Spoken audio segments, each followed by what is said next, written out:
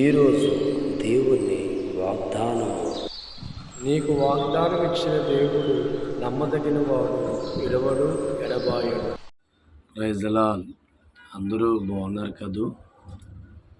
దేవుడి కృపను బట్టి మరోసారి అనుదినము తండ్రితో సహవాసము అనే ఈ కార్యక్రమాన్ని ప్రారంభించడానికి దేవుడు ఎంతగానో కృప చూపించారు. మీ అందరూ బాగున్నారు కదూ? ప్రభువు నామాను బట్టి మీ అందరూ కూడా బాగున్నారు అని నమ్ముతున్నాను దైవజనమా. ఈ సమయమందు చిన్న ప్రార్థనతో తండ్రితో అనుదినము అనే కార్యక్రమాన్ని ప్రారంభించుకుందాం.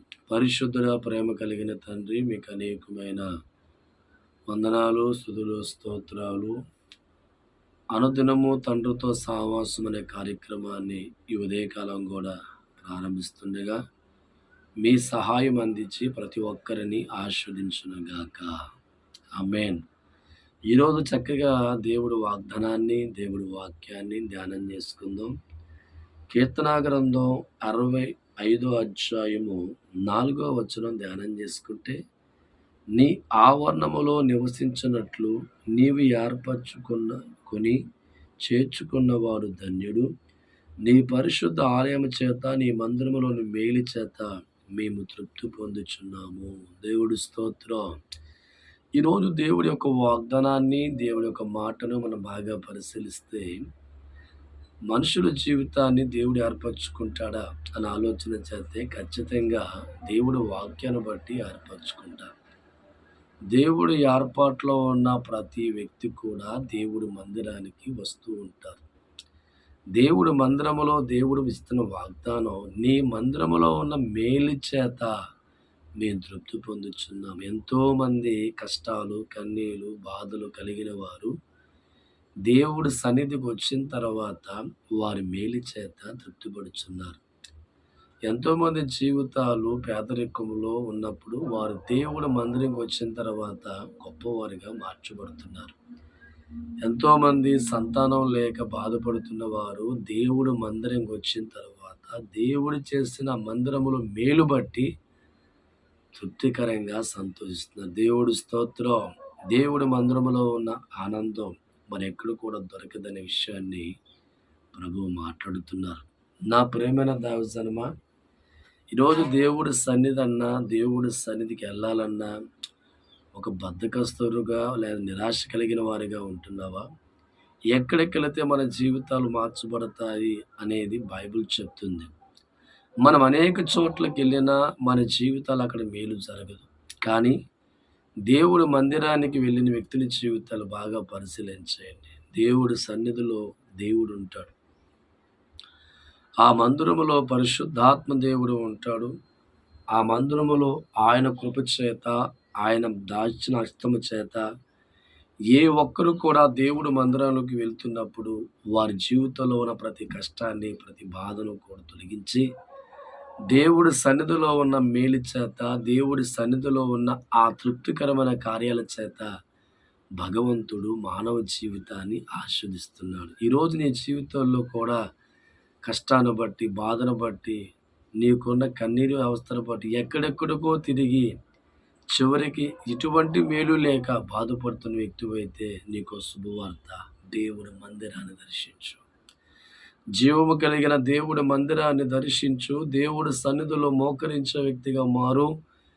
దేవుడి మందిరములో నీ మనసారా ప్రార్థించే వ్యక్తిగా నువ్వు మారుతూ ఉంటే, సర్వాధికారి ఉన్న దేవుడి సన్నిధిలో ఆయన చేతుల్లో ఉన్న ప్రతి ఆశీర్వాదము చేత దేవుడి మందిరముకు వచ్చిన వారిని దేవుడు తృప్తిపరిచేవాడిగా ఉన్నాడు. దైవజనమా, దేవుడి వాక్యం, నీ పరిశుద్ధ ఆలయము చేత, నీ మందిరములో మేలు చేత మేము తృప్తి పొందుచున్నాము. మన జీవితాలు తృప్తికరమైన దీవుల చేత ఎక్కడైనా ఆస్వాదించబడతాయి అనే స్థలం ఉందా అంటే ఒక పరిశుద్ధమైన దేవుడి మందిరమే. ఎందరో జీవితాలు దేవుడి మందిరములో ఆస్వాదించబడుతున్నాయి. ఎందరో బ్రతుకులు దేవుడి మందిరములో కట్టబడుతున్నాయి. ఎన్నో జీవితాలు దేవుడి మందిరములో వెలిగించబడుతున్నాయి. నువ్వెందుకు దాని గురించి ఆలోచించవు? జీవితంలో ఉన్న కష్టాన్ని బట్టి అనేక చోట్ల పరిగెత్తుతున్నావా? బ్రతుకులో ఉన్న బాధలు బట్టి అనేక చోట్లకి వెళ్ళి అనుకుంటున్నావా? అయితే నీ ఆస్వాదించబడే స్థలం ఏది ఉందో ఎతుక్కుంటున్నావా? అయితే దేవుడి మందిరమే మనిషి జీవితాన్ని ఆస్వాదించే ప్రాంతమని, స్థలమని ప్రభువు మాట్లాడుతున్నారు. నా దైవజనమా, ఈ ఉదయకాలమే తండ్రితో సావాసం అనే కార్యక్రమంలో ఒకవేళ కూర్చొని మాటలు వినే వ్యక్తివైతే ఈరోజు ప్రభు అంటున్నాడు, దేవుడి సన్నిధిలో మన జీవితాలు కట్టబడతాయి. దేవుడి మందిరములో మన బతుకులు కట్టబడతాయి. దేవుడి మందిరములో మన కన్నీళ్లు తుడవబడతాయి. దేవుడి మందిరములో మన రోగాలు బాగుపడతాయి. దేవుడి మందిరములో ఆశీర్వాదం చేత, దీవెన చేత, మేలు చేత దేవుడి సన్నిధిలో మనం గొప్పవారిగా మార్చబడతాం. అందుకే దేవుడి వాక్యధనం, దేవుడి వాక్యాన్ని గమనిస్తే దేవుడి సన్నిధిలో ఉన్న మేలు చేత తృప్తి పొందుచున్నాము అని సాక్ష్యం ఇస్తున్నారు. దేవుడి స్తోత్రం. నా ప్రేమైన దావజనమా, ఈ ఉదయకాలమే దేవుడిస్తున్న వాగ్దానం, దేవుడి మందిరములో మన జీవితాలు ఆయన మార్చబోతున్నాడు. దేవుడి మందిరములో మన కుటుంబాలు ఆయన మార్చబోతున్నాడు. దేవుడి మందిరములో మనిషి బతుకును ఆయన మార్చబోతున్నారు. దేవుడి స్తోత్రం. కాబట్టి ఉదయకాలమే దేవుడి యొక్క వాగ్దానమును, దేవుడి వాక్యాన్ని వింటున్న మీ అందరి జీవితాల్లో కూడా ఎన్నో మేలులు దేవుడి సన్నిధిలో ఉన్నాయి కనుక వాటిని ఆశించిన వ్యక్తులుగా దేవుడి మందిరములో ప్రవేశించినప్పుడు గొప్ప గొప్ప కార్యాలు మనం చూడగలుగుతాం. దేవుడి స్తోత్రం. ఒక దినాన దావీదు గారి జీవితంలో దావీదు ఆ ఇంటికాడ లేనప్పుడు శత్రువులందరూ కూడా వచ్చి మరి అక్కడ తన భార్యలను, బిడ్డలందరినీ అపహరించి సమస్తాన్ని దోచుకొని వెళ్ళిపోయిన తర్వాత దావీదు వస్తాడు. వచ్చే సమయానికి దావీదు భార్య, బిడ్డలు ఎవ్వరూ ఉండరు. అప్పటికే శత్రువులు తనకున్న వాటిని దోచుకెళ్ళిపోతూ ఉంటారు. దావీదు వెంటనే దైవజనమా ఎవ్వడికి తన వార్త చెప్పుకోడు. దేవుడి మందిరంలోకి వెళ్ళి ప్రార్థిస్తూ ఉంటాడు, అయ్యా, శత్రువు నా భార్యని, బిడ్డల్ని సమస్తాన్ని దోచుకుని వెళ్ళిపోయారు. నేను ఒంటరి వాడిగా మిగిలిపోయాను. ఇదిగో వాళ్ళని తరమమంటావా? ఏం చేయాలి తండ్రి అని దేవుడి సన్నిధిలోకి వెళ్ళి ప్రార్థిస్తూ ఉంటే జవాబు దేవుడిచ్చారు, నిత్యముగా వారిని తరుము, నేను నీకు సహాయం చేస్తాను. ఎక్కడ జవాబు దావీదు దొరికిందండి? ఎక్కడ తాను చేయించున్న దానికి సమాధానం దొరికిందంటే దేవుడు మందిరంలోకి వెళ్ళి తనకున్న బాధను చెప్పుకున్నప్పుడు మందిరములో ఉన్న దేవుడు సమాధానపరిచి శత్రువు మీద జయాన్ని కలగజేసి మరి ఆ బిడ్డలని, భార్యని, సమస్తాన్ని తిరిగి దావీదుకి ప్రభు అప్పగించాడు. అంటే దుఃఖంలో ఉన్న బ్రతుకుని సంతోషంగా దేవుడు మార్చాడు.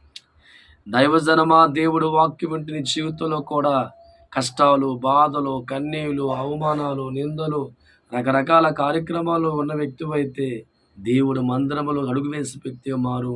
దేవుడి సన్నిధికి వచ్చే వ్యక్తిగా మారు. ఆయన మీ కష్టాలను తీసివేసి దేవుడి సన్నిధిలో ఉన్న మేలు చేత మిమ్మల్ని దీవిస్తాడు. అట్టి కార్యక్రమం ఇక దీవించబడిన గాక. ఇంకెందుకు ఆలస్యం? నాతో పాటు ఏకీభవించి ప్రార్థించండి.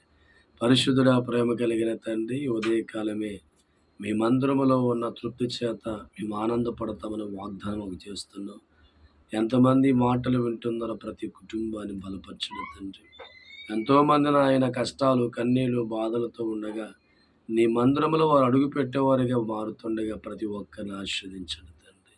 ఎందరో బిడ్డలు లేని వారు ఉన్నారు తండ్రి, చక్కని బిడ్డలు దయచేయండి. ఎందరో ప్రభా వివాహం కాని వారు ఉన్నారు, చక్కని వివాహం జరిగించండి తండ్రి. ఎందరో ఆసుపత్రి రోగులే పడి ఉన్నారు తండ్రి, ప్రతి ఒక్క రోగిని స్వస్థపరచండి తండ్రి. ఎందరో చదువుకుంటున్న బిడ్డలకి చక్కని ఉద్యోగాలు అనుగ్రహించండి తండ్రి. నీకు స్తోత్రాలు. వ్యవసాయం, పాడి, పంట ప్రభా, మోటార్ ఫీల్డ్ పనిచేస్తూ ప్రతి ఒక్కరిని ప్రభా మీరు ఆస్వాదించండి తండ్రి. ప్రయాణాలు తోడుగా ఉండండి అయ్యా. నా తండ్రి, అప్పుల్లో, బాధల్లో, కష్టాల్లో ఉన్న వారికి విడుదల దయచి, కోర్టు కేసులు ఉన్న వారికి విడుదల దయచి, విడిపోయిన బంధాలు కలపండి ప్రభా. నాయనా స్తోత్రం. ఇతర దేశాల్లో పనిచేసే బిడ్డలు ఆస్వాదించండి. దేశ సరిహద్దుల్లో ఉన్న సైనికులు ఆస్వాదించండి తండ్రి.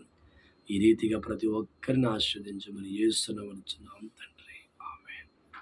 మిమ్మల్ని మీ కుటుంబాలు దేవుడు బహుగా ఆస్వాదించును గాక. Praise the Lord. అందరినీ దేవుడు దీవించును గాక.